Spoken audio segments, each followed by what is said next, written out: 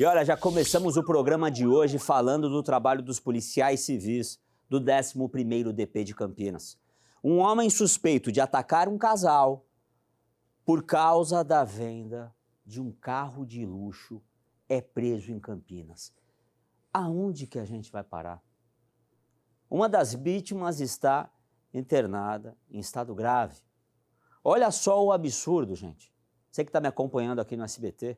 Esse homem vendeu um carro chamado Porsche, avaliado em quase 100 mil reais, para as vítimas. Aí ele não queria pagar os documentos de transferência. E por causa disso, ele atacou os dois. O homem foi ferido no pescoço e, segundo a polícia, os ferimentos são compatíveis com a tentativa de degola. Gente do céu, aonde que a gente vai parar? Não dá nem para fazer um negócio, o cara não consegue nem vender um automóvel. As pessoas, elas, a paciência, isso daí, uma pessoa que não tem esse tipo de paciência, ela não é normal, né? Tentar agredir alguém, tentar matar alguém, tentar cometer algum atentado, uma pessoa dessa, para mim, é doente. Olha as imagens aí do DP. Ele tentou arrancar a cabeça fora da vítima, gente. Quando a gente fala degola, é isso. Ele tentou arrancar a cabeça da vítima. A mulher foi esfaqueada e também estuprada. Só porque não conseguiu ser concluída a venda da Porsche. Tem que trancar um homem desse e jogar a chave fora. Essa é a minha opinião. Não dá para ser uma prisão temporária, né? Porque a prisão temporária dele já foi decretada pela Justiça. E eu acho que foi um belo trabalho da equipe do Dr. Sandro, que a gente tem que parabenizar ele, até pelo rápido atendimento e a rápida ação, né, dos investigadores em achar esse cidadão e tirar ele das ruas rapidamente. Mas agora eu falo com a Justiça e as nossas leis, principalmente, que um homem desse não pode voltar para as ruas. Uma pessoa dessa não pode continuar na nossa sociedade. São esses crimes que os deputados federais, e aí para passar eu quero ver se passa e o presidente assina, que é difícil, são esses crimes hediondos, esses crimes que tiram a vida da pessoa, que não deve ter progressão de regime. Se está lá o juiz dá 30 anos, é 30 anos que tem que ficar na cadeia. Não é a pessoa ter bom comportamento e sair em 10 anos. A pessoa que tira a vida de alguém tem que pagar o topo do crime que o juiz dá. Não dá para ter progressão de regime, meu Deus do céu. Como é que uma pessoa tenta degolar a outra, a pessoa está lá na UTI, difícil voltar a viver, difícil salvar a vida dela, pelos ferimentos, e a pessoa vai ficar em prisão temporária? Tá de brincadeira com a gente aqui, né? Agora a gente vai para o Giro Cidade. Oi, Paulo, Giro Cidade está no ar. Começo falando da segunda fase da Operação Liberdade, que tem como objetivo combater o tráfico de drogas. Trabalho realizado pela equipe do investigador Emerson, da DISI de Americana. O trabalho que visa desarticular o tráfico nos bairros Parque da Liberdade e Jardim da Paz, em Americana. Foi descoberto um imóvel onde funcionava uma espécie de casa-bomba, que é o local onde são armazenadas as drogas e também são embaladas estes entorpecentes. Uma mulher foi abordada e confessou que havia cocaína, maconha, foram mais de 22 quilos de drogas, além de 2.250 porções já prontas para venda 50 litros de lança-perfume e também 21 mil pinos vazios e outros itens utilizados para embalar os entorpecentes, além de 2 folhas com a contabilidade do tráfico e 3 balanças de precisão. Esta mulher foi presa pelo crime de tráfico de drogas. E mais uma ação contra o tráfico na região. Em Bragança Paulista foram apreendidos mais de 27 quilos de entorpecentes, 16.800 papelotes de cocaína, pesando mais de 14 quilos, 4.794 pedras de crack, um prejuízo de R$500 mil para o tráfico. Uma pessoa foi presa, inclusive este homem era procurado por pedofilia. E uma câmera de segurança flagrou o exato momento em que um criminoso roubou um veículo utilitário na Vila Padre Anchieta, em Campinas. O automóvel estava parado na frente de uma casa quando o criminoso chegou e ordenou a vítima sentar no banco do passageiro. O veículo saiu em disparada. A vítima foi libertada e passa bem. E olha, agora a gente vai trazer um alerta para a nossa população do programa. Cuidado com o golpe falso do emprego. Que a Polícia Civil de São Paulo prendeu 3 pessoas suspeitas de ter participado desse crime. Olha como é que funciona, e a gente vai colocando imagens para você ver, principalmente de computador, de celular, porque as pessoas elas ligam para os pais dos adolescentes. Estão envolvendo até pai no assunto, né? Dizendo que faz parte de um programa que ajuda os jovens a conseguirem um emprego, porque o emprego está difícil, né? E aí o pai acaba até caindo. Segundo esses pais que já foram vítimas do golpe, a oferta é de um trabalho de quase R$ 1.500, R$ 1.400 por mês. Mas para isso é preciso fazer um curso, que é aí que está a pegadinha, que o valor é de R$ 8.000. Né? Porque aí o jovem ele já iria sair do curso trabalhando. E o próprio dinheiro do trabalho pagaria o curso. É brincadeira. Aí os pais vão lá na escola, assinam um contrato, porque querem ver o filho trabalhar. Mas o emprego que é bom, nada. Alguns alunos eram convencidos a trabalhar a R$ 500 para vender esses cursos, ligando para outros pais para fazer vítimas caírem nessa roubada. E aí a Polícia Civil começou a investigar e prendeu os responsáveis deste local. Eles serão investigados por estelionato.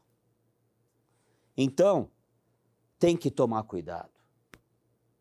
Se um curso oferecer emprego, tem que, antes de assinar o contrato com a escola, ver qual realmente é essa vaga de trabalho, ver qual realmente é essa empresa. E olha, você já mandou aqui para o programa Voz da População, dando dicas para nós aqui do programa, de pauta, de quadro, falando com a gente. É 11 967 83 6666. Você aí de Ribeirão, Barretos, Jaú, Franca, Bauru, Marília, Campinas, Piracicaba. Fala com a gente. 11 96783 6666. Esse é o Zap da População. É fácil, é rápido. A gente tá aqui ligadinho em você. Você pode também falar com o meu Facebook, Paulo Mansur Oficial, Instagram, TikTok e todas as plataformas. Agora a gente vai para o Giro Cidade. Mais notícia do nosso interior do estado, agora com Bruno Calegari. Fala pra gente, Bruno, a situação aí da região de Jaú, de Ribeirão Preto. Traz para nós aqui, você que fala, tá na rua através do SBT Central e do SBT Ribeirão, que a gente transmite aqui. Fala pra gente, Bruno Calegari.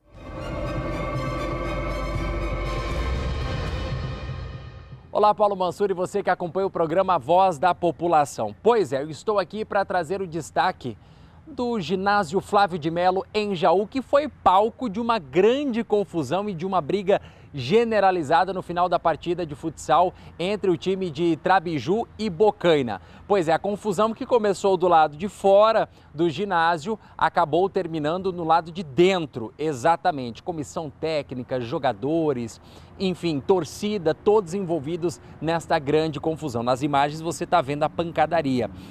Várias pessoas acabaram se envolvendo, inclusive pessoas que não tinham nada a ver com a confusão, que estavam do lado interno do ginásio, acabaram entrando nessa briga sem entender o que estava acontecendo. Pois bem, a Polícia Militar foi acionada para conter a confusão e a Secretaria de Esportes de Jaú disse que está tomando todas as medidas necessárias e ressaltou que as punições aos envolvidos é de responsabilidade da Liga Jauense de Futsal. Bom, a nossa equipe entrou em contato com a Liga, que até o momento não nos retornou e não passou nenhum posicionamento. Mas fica aqui a nossa lamentação, essas cenas tristes, né, de violência no esporte. Lembrando que começou do lado de fora do ginásio e acabou envolvendo uma galera inteira, jogadores, comissão técnica e torcedores. Foram alguns torcedores, segundo informações de testemunhas, que começaram essa confusão. E alguns deles saíram do lado externo e partiram para o lado interno. E a pancadaria continuou do lado de dentro e teve gente tomando chute, pontapé e porrada sem saber o que estava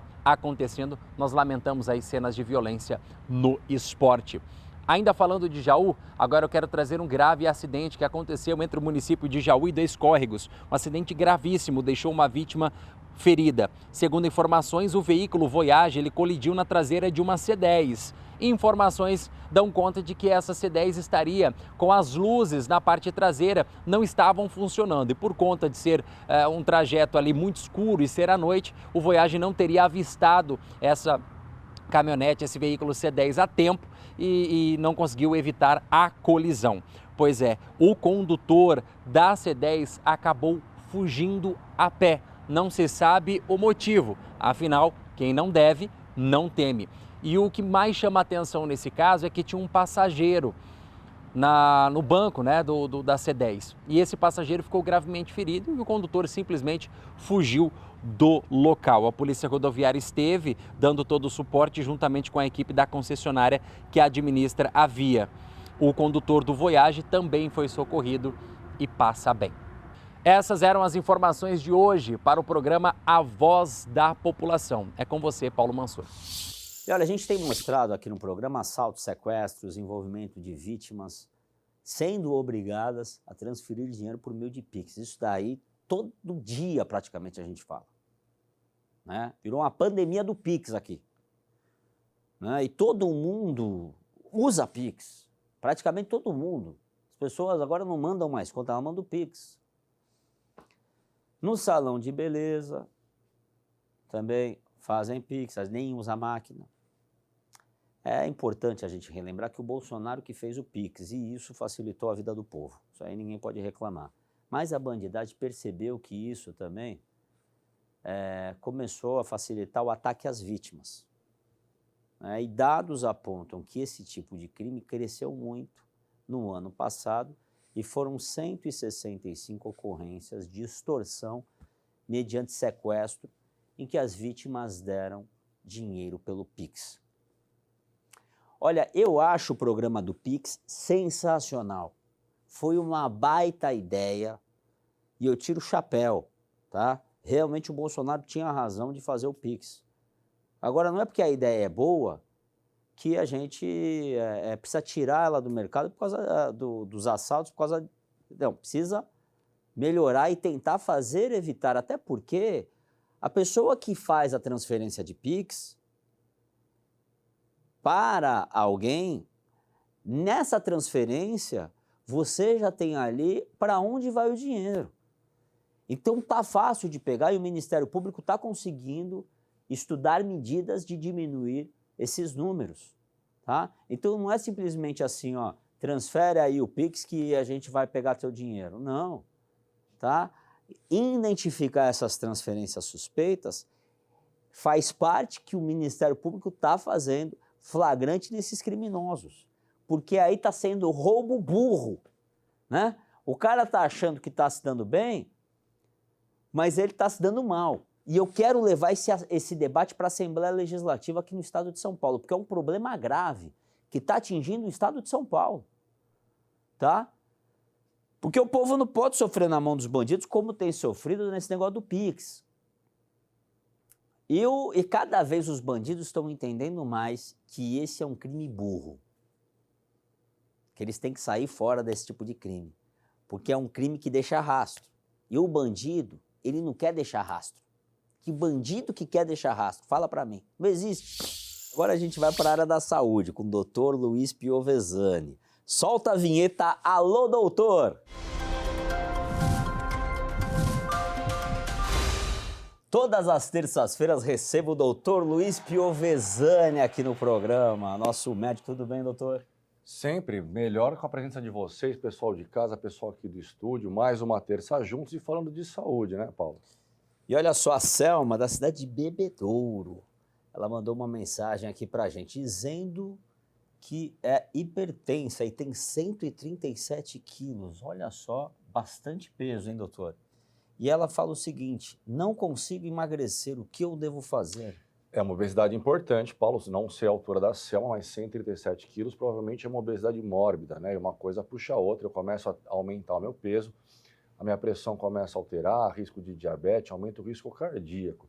Né? Ela tem que passar no cardiologista, manter a pressão num valor estável, né? Tomar o antihipertensivo dela, fazer todos os exames de rotina, os exames laboratoriais. Agora é fundamental começar a perder peso. O que está acontecendo com a paciente que ela não consegue perder peso? Ela está fazendo um déficit calórico, está dando uma caminhada, está fazendo uma atividade física, tirou o açúcar, né? Se você fizer um déficit calórico, ter uma alimentação correta e passar um profissional adequado, com certeza essa redução do peso vai aparecer.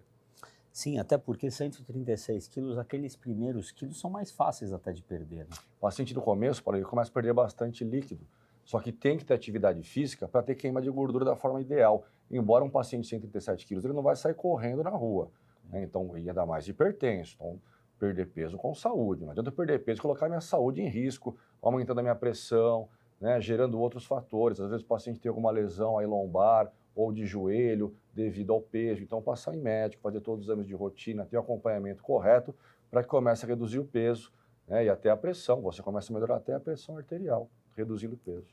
Olha só, Meire, da cidade de Jaú, ela tem 46 anos e está entrando na menopausa e sente muitas dores em volta do umbigo. E ela fala que é uma cólica horrível. Isso daí é normal em volta do umbigo? Dor não é normal, Paulo. Nenhuma dor é normal. Agora, dor em região abdominal tem vários fatores, é multifatorial. A paciente, às vezes, pode ter uma hérnia em região periumbilical, em região umbilical.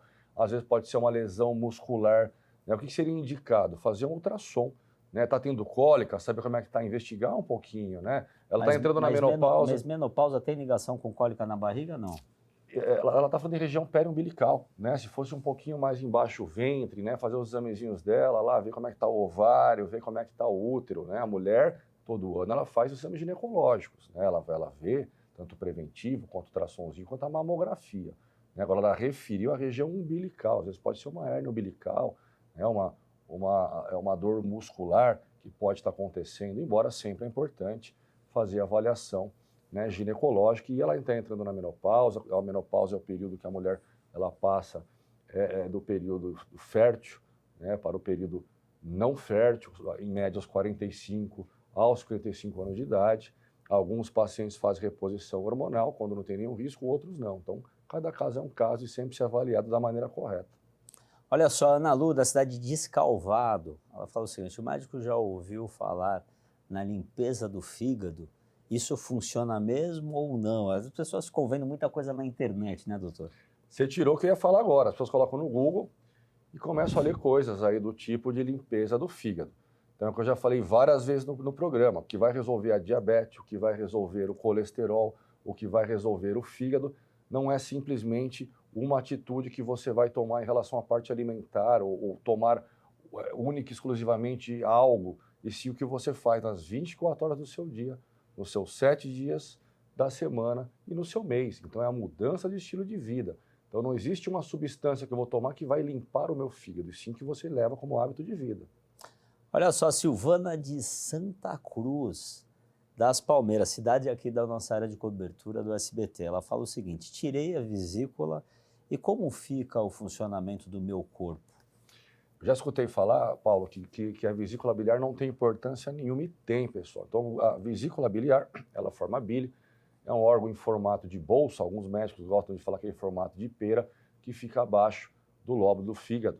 E a função da vesícula biliar é emulsificar a gordura. Vou traduzir, ajudar a digestão da gordura. Se eu fiz uma colestectomia, ou seja, se eu tirei a vesícula biliar num procedimento cirúrgico, eu não tenho mais esse auxílio. Então, diminuir a quantidade de gordura, de fritura, alimentos processados, né? Diminuir um pouquinho o carboidrato ruim, porque senão eu vou inundar o meu fígado de gordura. Né? E começa a esteatose hepática, grau 1, grau 2 e grau 3, que é a gordura no fígado.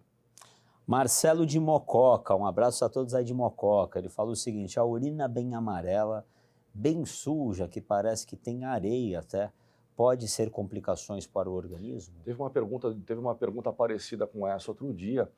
Exemplo, Paulo, de manhã eu estou dormindo, então quando eu acordo, a minha urina ela fica um pouquinho mais concentrada, então um pouquinho mais amarelada. Qual é o horário do dia que o paciente está percebendo isso? É o dia inteiro, né, o período da manhã? Se for o período da manhã, até parte da normalidade. Né, o paciente está sentindo dor para urinar, está urinando demais, né, o que está acontecendo para se ter, né, um quadro clínico e um diagnóstico um pouquinho mais preciso. Sugiro um ultrassom de rins e vias urinárias, sugiro urina 1 e urocultura. Às vezes o paciente pode ter cristais na urina, às vezes pode ter pedra no rim, embora seria acompanhado de dor em loja renal, que é um pouquinho região de flanco para a região lombar. Né? Se o paciente não tem nenhum sinal e sintoma, eu já fico um pouquinho mais tranquilo, mas fazer os exames de rotina. Giane, da cidade de Ribeirão Preto, um abraço a todos aí do SBT Ribeirão. Ela fala o seguinte: quais são os alimentos que não podemos comer quando tem gordura no sangue? Tá aí, alô Ribeirão, cidade, aliás, o estado de São Paulo inteiro, um grande abraço a todos. Então, quando o meu colesterol começa a subir, nós chamamos de dislipidemia. Né? Então, eu tenho o colesterol bom, que é o HDL, nós queremos ele elevado, é o que nos protege, né? Ele acima de 40, e o LDL em paciente com comorbidade ou colesterol ruim, ele é abaixo de 100. O que fazer para reduzir este colesterol que começa a aumentar e começa a colocar em risco a minha saúde? Mudança de hábito, a atividade física e a alimentação. O que se orienta? Quando se fala colesterol, se pensa nas gorduras, na fritura, tá certo. Então, diminuir a quantidade de gordura, diminuir a quantidade de fritura, gordura trans, né? O alimento embutido, processado, né? Comer comida de verdade, Paulo. O que é comida de verdade? Exemplo, quando você vai comprar uma carne, quando você vai comprar uma fruta, quando você vai numa feira, não tem rótulo. Né? Isso é uma comida de verdade. Então, comer mais comidas de verdade e abrir menos saquinhos. Né? Então, diminuir processados, enlatados e o excesso do carboidrato ruim. O que seria o carboidrato ruim? O carboidrato de alto índice glicêmico. Reduzir esse carboidrato ruim, exemplo, o açúcar. Né? O açúcar também atrapalha um pouquinho esse colesterol. Então, a alimentação, mas a atividade física faz com que você tenha um índice de colesterol mais favorável. Doutor Luiz Piovesani, obrigado mais uma vez pela presença. Quem quiser te acessar, vai lá no Instagram. DR de Dr. Luiz com S, Piovesani, estou sempre junto, pessoal. Vamos lá, o Piovesani é nosso amigo. Solta a vinheta, alô, doutor.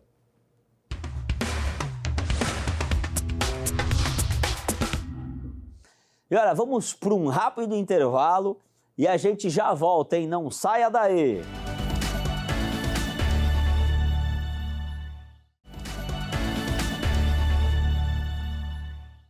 Bom, agora vamos falar com o Dr. Samuel Soares, ele que tira as dúvidas do quadro Defesa do Consumidor. Solta a vinheta aí.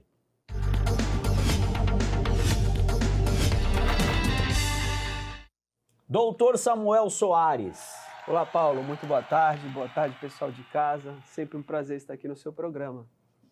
E olha só, as dúvidas do Zap da população. Você que quer tirar dúvidas, mande aí no Zap, o telefone está aí na sua tela. Verônica, ela pergunta o seguinte, ela é da cidade de Santos, ela fala, tem uma dúvida no banco que estou sendo cobrada na justiça. Quero saber se eles podem prender minha CNH. Excelente pergunta, Paulo. Semanas atrás, o Supremo Tribunal Federal julgou constitucional o artigo de lei que prevê essa possibilidade. Em razão da falta de pagamento, né, de determinada dívida, o credor pode requerer medidas atípicas de execução, como, por exemplo, a apreensão da CNH. Né? Isso gerou uma polêmica muito grande. Por quê? Às vezes a pessoa pode ter aquela CNH como o próprio instrumento de trabalho. Vamos supor que ele seja um taxista, um motorista de aplicativo. Então essa medida se mostra desproporcional. O que acontece é o seguinte, isso ocorreu num caso concreto, Paulo, por quê? A pessoa tinha um dinheiro a receber, o credor de uma dívida trabalhista, aquele empresário, ele não tinha nenhum patrimônio no seu nome, ele ocultava o patrimônio e ostentava uma vida de luxo na rede social.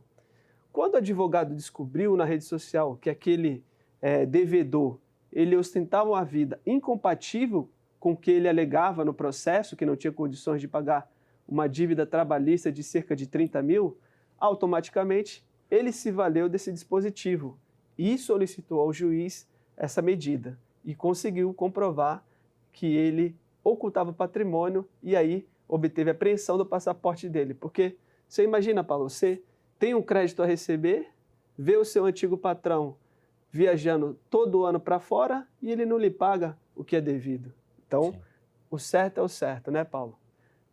Olha só, essa medida, em algumas situações, podem até ser certas, mas, em geral, para a população, dependendo como ela é entendida, ela passa a ser um problema para os brasileiros. Porque muitos brasileiros têm dívidas. Então ele vai lá, o povo brasileiro, não estou falando do empresário como o exemplo que eu citei. O exemplo que você citou, que está lá gozando e vai lá e de repente você aprendendo a CNH dele, aprendendo o passaporte dele, é um jeito de você forçar o pagamento. Mas imagina só, você tem aquela mulher que está no Uber, aquela mulher que depende daquela CNH para até querer pagar essa dívida, né? E ela sem a CNH, ela não consegue se acertar. E ao mesmo tempo também aquela pessoa que fez lá um financiamento para comprar uma televisão para casa dela, numa loja popular, e aí vão tomar a CNH dela. Então é um negócio complicado. No meu ver, aí, se soltar esse dispositivo e os juízes tomarem todas essas medidas, vai ter uma grande complicação no nosso país. Sim, é verdade. Tanto é que isso tem que ser aplicado de forma excepcional, não é a regra, né? Isso vai depender de um processo judicial. A parte vai ter que demonstrar que aquela pessoa oculta patrimônio para não pagar dívida, né? Justamente para requerer essa medida peculiar. Não vai ser regra geral a retenção de CNH e passaporte de ninguém. Não é para isso que a lei foi criada. A lei foi criada para beneficiar aquele que precisa receber efetivamente, como no exemplo que eu citei do empresário, né, que dizia que não tinha nenhum bem, né, no nome dele, e ele colocava tudo no nome de laranja e ostentava uma vida luxuosa na rede social. Obrigado, Doutor Samuel Soares. Sempre um prazer estar aqui no seu programa, esclarecendo as diversas dúvidas da população. Solta aí, defesa do consumidor.